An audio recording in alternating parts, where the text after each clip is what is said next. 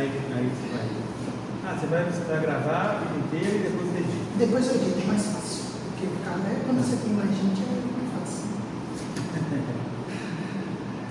Bom dia, boa tarde a todos. Meu nome é Alisson Vieira de Jesus. Hoje nós estamos aqui na 7ª aula que a gente vai conversar um pouco sobre tecnologia, cultura e inovação também dentro dessa área da tecnologia. E hoje a gente tem o professor Stefano como convidado, que vai nos explicar um pouco, ele vai falar um pouco do currículo dele, ele também integra a nossa equipe técnica do projeto, né? E é muito importante a gente conversar não só a construção do projeto, mas como a gente vai utilizar depois ferramentas para analisar esses dados, para a gente construir artigos, que nem eu falei para vocês em todas essas aulas, porque é importante a gente publicar e fazer essa publicização do que a gente está produzindo. E não só a internet, né, mas as ferramentas tecnológicas podem nos auxiliar muito, né, nessa caminhada. Então, eu vou passar a palavra para o professor Stefano, ele vai falar mais um pouco para nós. Olá, Alisson, boa tarde, boa noite, bom dia a todos. Meu nome é Stefano, eu sou formado em Ciência da Computação, né? Atuo na área de tecnologia, na docência há 20 anos. Meu mestrado foi em Inteligência Artificial e o doutorado agora também na área de IA. Então tem tudo a ver com a ideia de inovação, com a ideia independente da área, aqui a gente está falando do meio cultural, né? Onde a inteligência artificial e a tecnologia vai se impor, e vai se impor, né, por muito tempo, né? É coisa do futuro, então a gente não tem como retroagir mais, né? Então eu estou aqui para compartilhar, né, para a gente conversar sobre inovação e tecnologia em cima do projeto. Entendo, professor. Daí o senhor já explicou um pouco sobre o seu currículo para nós, né? E eu acho, dentro das aulas, eu deixei bastante claro de quem que estava nos acompanhando nessa construção pedagógica, nas visões também, né? Eu e o professor Stefano tivemos a oportunidade de trabalhar junto no projeto ROEI, que é a Vivência Universitária e Empreendedores de Inovação, que eu já conversei com vocês, que é muito interessante esse projeto. E então, professor, eu queria saber como a inteligência artificial ela pode ser usada para preservar e difundir manifestações culturais tradicionais. Por exemplo, a gente pode usar um site, mas como a gente pode utilizar um IA para fazer essa divulgação desses projetos, dos resultados? Então, a gente tem, hoje, com o advento da IA, do ChatGPT, de IA generativa, né, que a gente fala, porque inteligência artificial não é só o ChatGPT, né? E IA tem muitas coisas além disso, mas hoje está na moda, né, a gente falar da IA generativa, como o ChatGPT, o Copilot, o Gemini da Google. Então, essas ferramentas, elas podem ser, são ferramentas no code, que a gente chama, né, que a gente programa em programação, me fugiu aqui agora, em linguagem natural. Então, a gente democratiza mais a tecnologia, né? Qualquer um hoje em dia pode escrever uma pergunta lá para o ChatGPT e ele dá a resposta. Então, através disso, você pode analisar dados, você pode trazer busca por editais, análise de dados de N projetos ligados à cultura ou ligados a qualquer área, e usando essas tecnologias são um suporte, são um apoio para isso tudo. Professor, de ferramentas tecnológicas, a gente sabe do ChatGPT também, mas um pouco que eu entendo, a gente pode programar uma ferramenta, mas quais ferramentas que já estão disponíveis para a gente utilizar para usar? Você pode utilizar, aí você vai para o lado do desenvolvimento de software, né? Você vai usar linguagens tipo Python e você vai fazer sistemas de análise de dados, usando Big Data, que é o Big Data, né? Com grande volume de dados. Você pode, além do ChatGPT e dessa IA, você pode desenvolver o software, né? Usando essas plataformas, né? De Big Data, Cloud, você pode ter o armazenamento em nuvem, que hoje é muito usado. Então, isso tudo para o desenvolvimento de software. Aí sim, aí você vai, é uma outra saída, né? É muito interessante. E até pelas análises, né, eu e mais o professor Stefano, a gente é autor de um artigo que vai ser publicado no 3º encontro de cultura pop, e é interessante que a gente analisou um pouco desses editais. Então, como que às vezes, como a gente está trabalhando com editais que são nacionais, como o Big Data e outras ferramentas podem auxiliar a gente a analisar isso. Isso, exatamente. E quantificar isso, e aí entra a pedagogia, que vai analisar de uma forma mais qualitativa as relações. Você já está falando, não está gravando. Já pensou? Aconteceu comigo isso que dia? Foi semana passada uma reunião que eu gravei com os meninos no Meet. A sorte que foi 10 minutinhos, deu 9 alguma coisa. Foi um passo a passo. Aí o que aconteceu? Não pegou o áudio que estava dentro da caixinha do microfone. Oh, meu Deus do céu. Aí pensei que estava saindo, a gente fazer tudo de novo. A sorte foi 9 minutos. Eu já fiz isso, o professor falando lá, e o áudio estava fechado, ninguém me falou. Eu acho que eu fiquei uns 10 minutos falando. Eu falei, aí professor, eu acho que você não vai. Quase que eu deixei, eu desliguei e falei, não vou fazer isso agora, vou fazer amanhã. Aí eu fiz então, professor, voltando aqui. O que a internet das coisas, ela pode ser aplicada em espaços culturais, por exemplo? Então, hoje a internet das coisas é o quê? É o link entre os dispositivos. Né? Hoje tem as casas conectadas, hoje tem a geladeira conectada com sua casa, os carros, hoje todos são tecnológicos e tem informação de tempo, de todas as informações de carro, né? Do carro, pneu, etc. Então, a IoT, a internet das coisas, é o quê?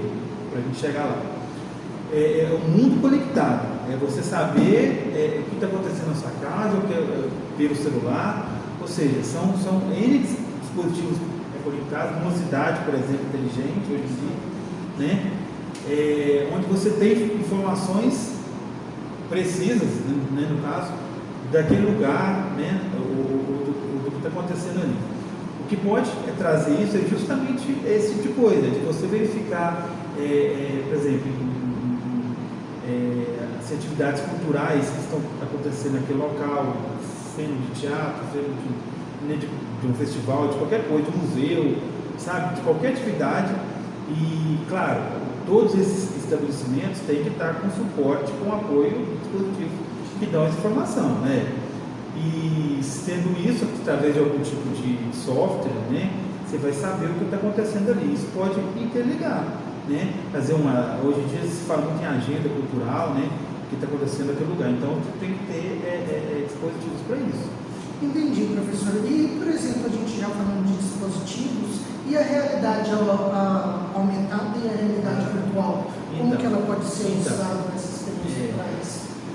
Principalmente para você, principalmente em lugares que você não tem muito acesso, você pega um óculos de realidade virtual e você entra no museu ali, por exemplo, ou numa exposição, ou qualquer coisa que seja, e tudo no mundo virtual.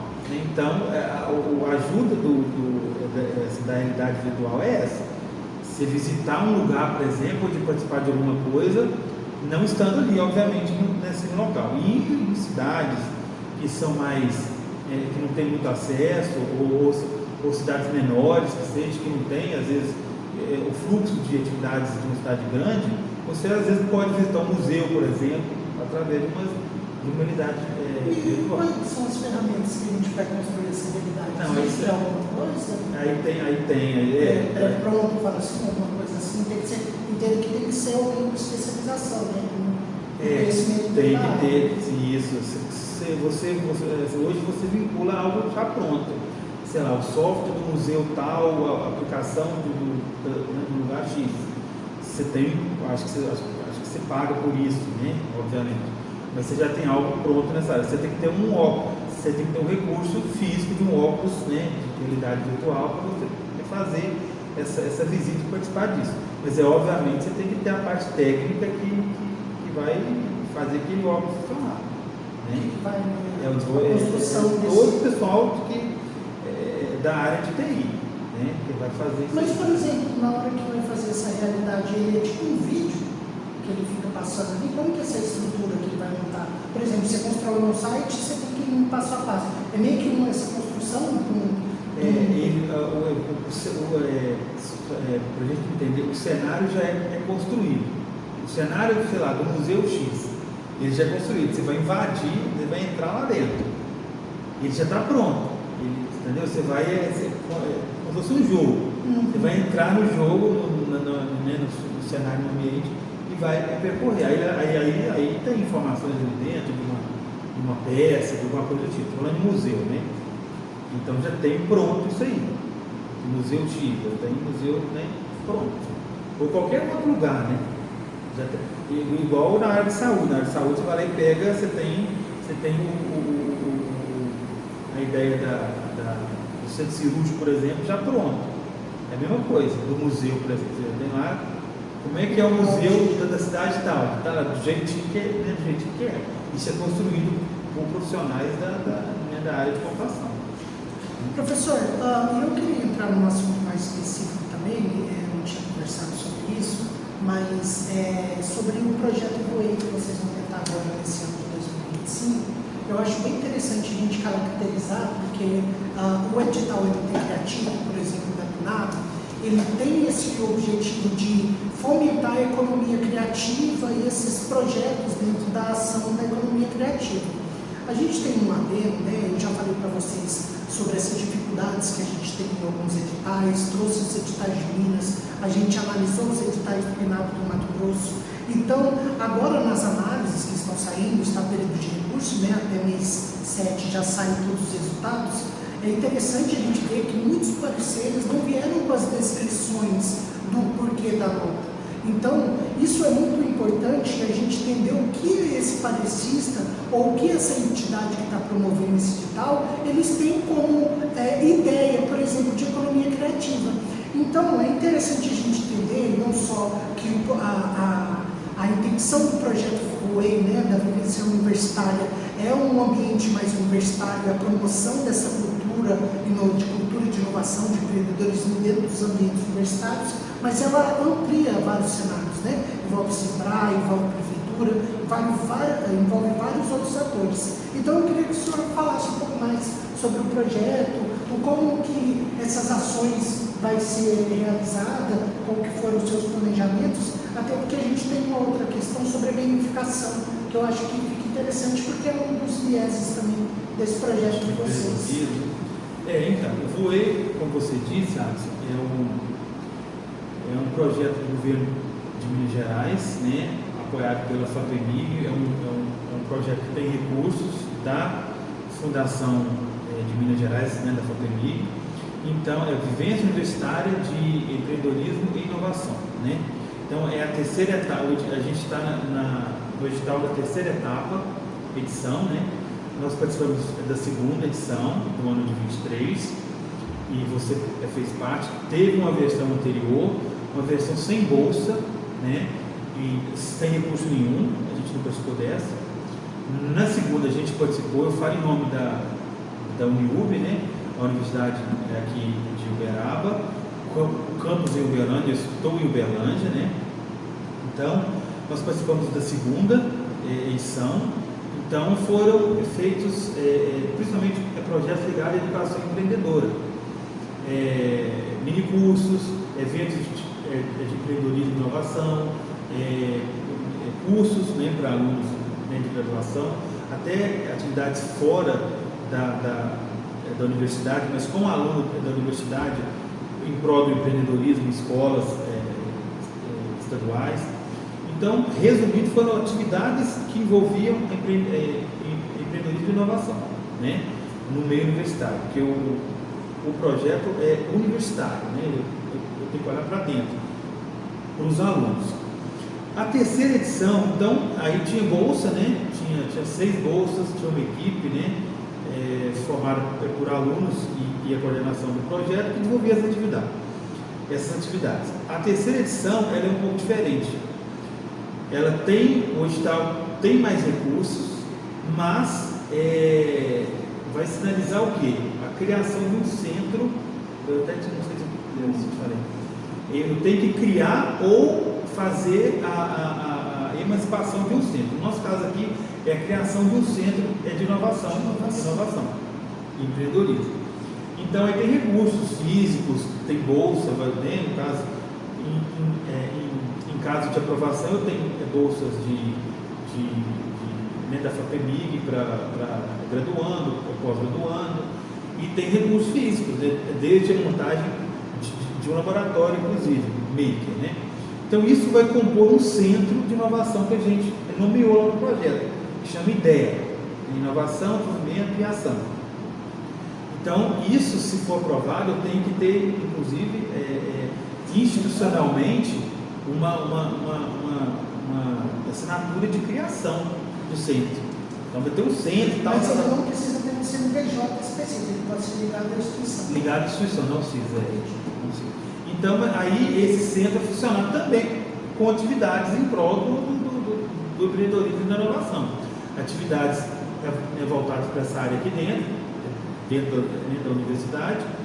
E como eu crio como a proposta de criar um centro e de um laboratório, por exemplo, né, que o edital ele deixa até R$500 mil para cada projeto. Porque pode ser que a gente não consiga os 500 mil, mas consegue 100, por exemplo. Então eu já crio alguma coisa, já tem tudo esquematizado para a criação de um laboratório. Aí depende da verba que vai vir se for aprovado. Então aí vamos supor, aí eu tenho uma outra visão, assim, aí eu tenho um outro cenário, né? Eu tenho de promoção de atividade, mas com um recurso maior, né? A diferença é essa, do projeto 2 para o terceiro, né? E a equipe é maior, eu vou ter mais professores, né? Vou ter uma equipe de 3 ou 4 professores. Então não consegue fazer sozinho. Não, é muita coisa e para você engajar os alunos, toda a comunidade acadêmica não é fácil. E a gente, com mais braços, a gente pode mais.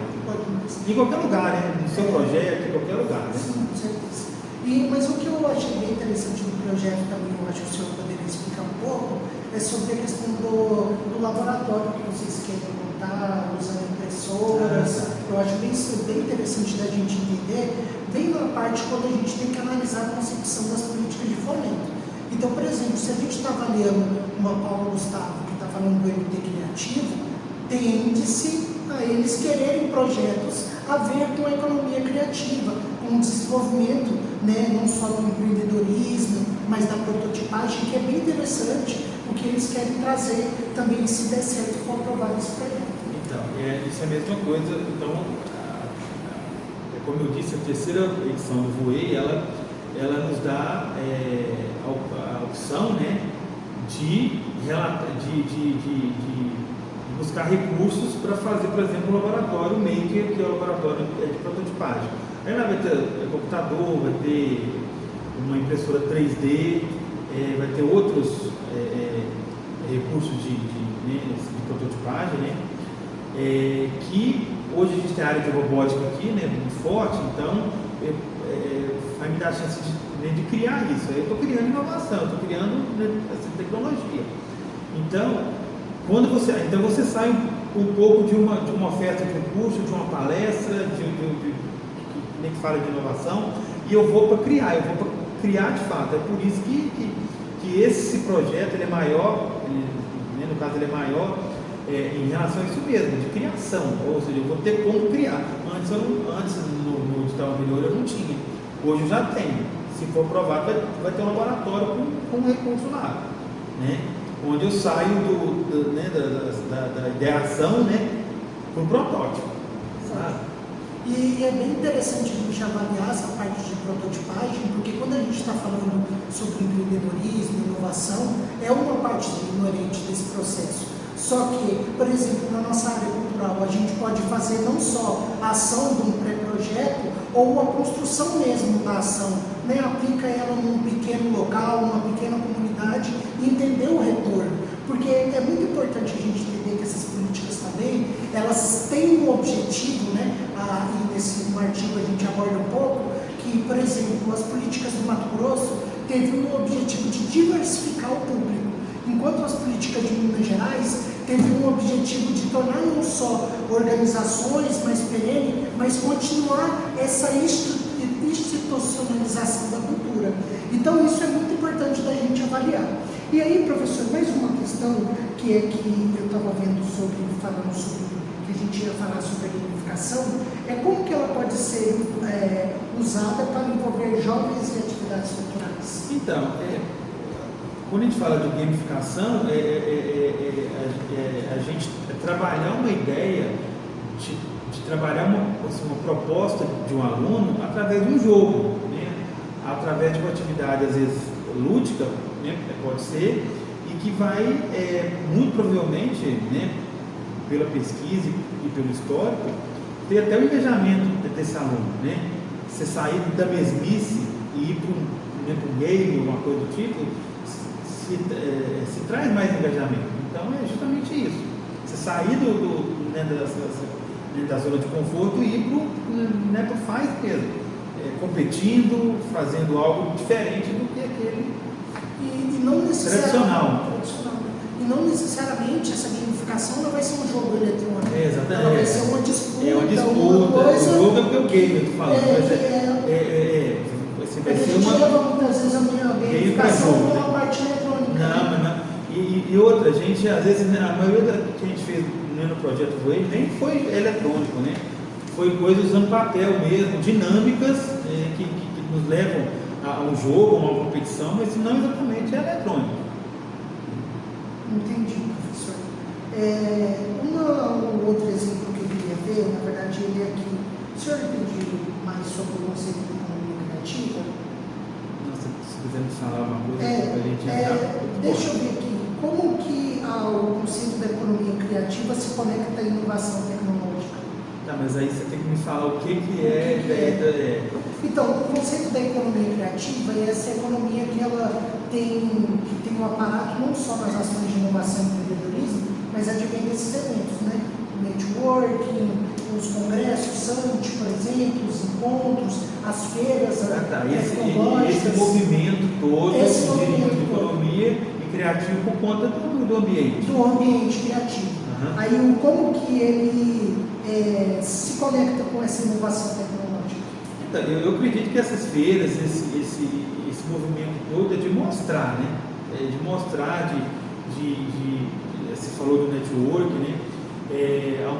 Hoje em dia a gente tem muito mais eventos nesse sentido, desse ambiente, do que um tempo atrás. Isso vai aumentando. Toda hora você vai ter.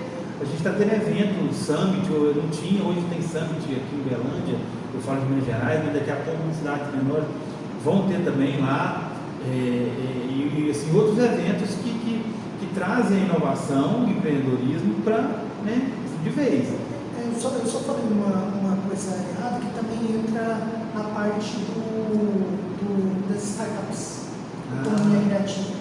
Tá. Então ela é ampla, a economia, mas nessa visão de vamos empreender, vamos construir e gerar. Isso, estimular, na verdade, a criação de startups, de empresas para resolver algum problema. Por isso que as startups estão aí, né? Resolvendo as dores aí da sociedade. E a questão da startup, se o senhor vê aqui na universidade, como que funciona? Aqui tem algum fomento? Então, aí aqui os alunos têm interesse, deve ter, né? Então, na verdade, aqui nós temos a incubadora, a gente está, acho que pode falar, né? Nós estamos na incubadora, na sala da incubadora de empresas da Uniub, aqui em Uberlândia, e é a Unitec. A Unitec é a incubadora de base tecnológica, onde são oferecidos mentorias e o programa de pré-aceleração, aceleração e depois até virar uma startup mesmo, né? Mas hoje em dia a gente já considera, desde que a pessoa entra aqui com a ideia, já é uma startup. Já está iniciando. Então tem um processo de entrada, que é uma inscrição, um processo seletivo, que onde a gente começa, a partir daí, a gente mentorar. A gente tem equipe, professor aqui e tudo, né, que faz a mentoria, o acompanhamento dessa ideia, para virar plano de negócio, faz o plano de negócio, todo o Canva, né, da ideia do projeto. Então tem todo o acompanhamento do plano de negócio, escalabilidade, tudo para aquela ideia, né, essa dar certo, possa vir dar certo. E ao final de cada período tem um pitch de cada startup, ideia, equipe, empresa, para dar continuidade ali. Então, assim, um programa começa na pré-aceleração, depois aceleração e vai embora. Né? Às vezes, e a gente tem o apoio do Sebrae. Né? Então, semestre passado, por exemplo, as mentorias foram do Sebrae. Esse ano somente com a gente. Mas o Sebrae está sempre junto. Né? Então, hoje, aqui na Uniub, né, a gente tem esse fomento, assim, você não paga nada. E é externo, qualquer um que está lá de fora, da comunidade, vem com a ideia, ele se inscreve, é muito flexível, certamente ele vai entrar. Então ele entra, não paga nada, só se lá na frente, se dando certo, alguma coisa do tipo, ele tem a gente vai ter uma porcentagem, algo assim, mas é coisa pequena, que é só se lá na frente vai ganhando dinheiro, que a gente fala, né? Mas não tem a pessoa entra e participa das mentorias, todo o programa a custo zero.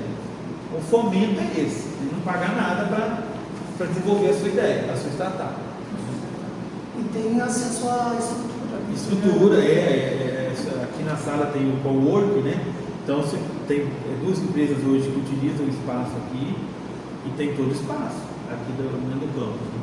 E é interessante a gente ver essas análises, né, todas que o professor Stefano trouxe, para a gente ver como não só a gente vai falar na administração como stakeholders, né, mas esses agentes que atuam no processo, por exemplo, num processo pedagógico, num processo de inovação e empreendedorismo, num processo cultural, eles são muito importantes a nível de também ser ouvidos nesse contexto, né? Então, por exemplo, num projeto que é de incubação, você tem um acompanhamento dentro das etapas. Então, esse acompanhamento é muito importante não só para o público, mas depois para a gente sintetizar todas essas dados, resultados, informações, né? Que depois a gente vai utilizar a tecnologia para fazer uma análise mais apurada. E aí, professor, para finalizar, eu acho que tem um tempinho, mas tá bom, a gente já pode parar com isso aqui. Aí eu coloco mais umas apresentações lá. Eu queria que o senhor desse um conselho para nós, por exemplo, que não somos da área da tecnologia. Como que a gente pode enfrentar essas situações cotidianas, né? Não é só chat GPT, mas postos de trabalho, perda de postos de trabalho por causa da inteligência artificial, né? Como a gente pode como a gente pode se adaptar a essa parte da tecnologia? Então, é uma ótima pergunta. Assim, enfrentar, assim, a gente deve se unir a ela, independente da área cultural, área de saúde, área, assim. Hoje a IA veio para ficar, não tem jeito. Eu sou coordenador de curso aqui na Uniub e a gente tem vários alunos de outras áreas, médicos inclusive, que estão fazendo curso na área de TI em geral, né? Mas eu acho o seguinte, eu acho que você não precisa, você da área, né, cultural, por exemplo, você não precisa ir lá, às vezes, a não ser que você queira, mas você não precisa fazer um curso de graduação em sistema de informação ou computação, não, se não for do seu, né, não precisa. Mas eu acho que a gente deve se atualizar, né? É fazer um curso mesmo, né? Enfim, na internet, online, que seja, de inteligência artificial, sabe? De IA mesmo, para você saber, hoje em dia a gente fala em engenharia de prompt, você ouviu falar? Você fazer a programação no code, a programação em linguagem natural. Você não precisa ser um desenvolvedor para fazer aquilo ali. Mas se você já tem uma certa expertise, para ajudar na sua área, né? Não é que você vai mudar de área, você vai ajudar, se ajudar, usar um pouco da IA para te ajudar. Então eu acho que a gente deve se atualizar, fazer um curso que seja de IA, de prompt, usando esse advento agora, né, da IA, e que vai ajudar na sua área, e, assim, independente se for da área cultural ou qualquer outro, a gente está falando da área cultural, que vai vamos supor, né, daqui a pouco você vai criar, às vezes, sei lá, algum tipo de roteiro, alguma cena, sabe, da área mesmo cultural, e a IA vai criar para você, mas você vai ter que ter um olhar crítico em cima daquilo.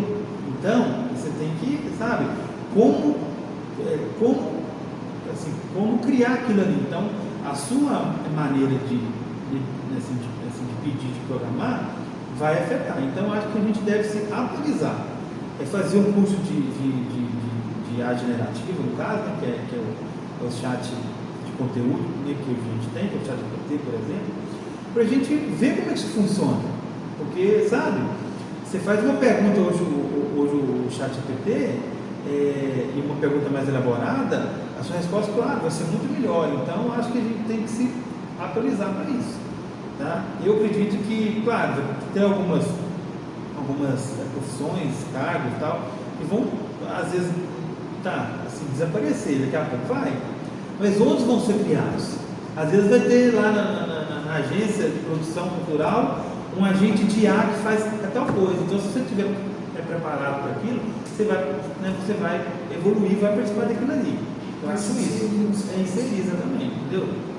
Realmente, eu falei a palavra enfrentar ele. Não, mas enfrentar junte-se a ele, entendeu? É que não tem forma, né, professor? E porque eu já ia falar mais algumas coisas, só que aqui eu acho que a gente já abordou tudo. E é isso, professor, eu agradeço a disponibilidade. E se quiser deixar uma mensagem final para o pessoal aí. Não, eu agradeço o Alisson, agradeço a minha pequena participação. Espero em algum momento estar de volta para bater papo novamente de outras coisas, na área de TI. O meu recado é que façam o que vocês gostam de fato aqui a gente está falando com o público da área, acho que a grande parte cultural, de fato, né? E eu estou da área de TI, mas é tentar, como a gente falou por último aqui, se atualizarem, né? E trazer a TI como um apoio para sempre fazer qualquer coisa melhor. A ideia é essa, ainda mais no meio cultural. Então é isso. Professor, agradeço. Até mais. Até mais, gente.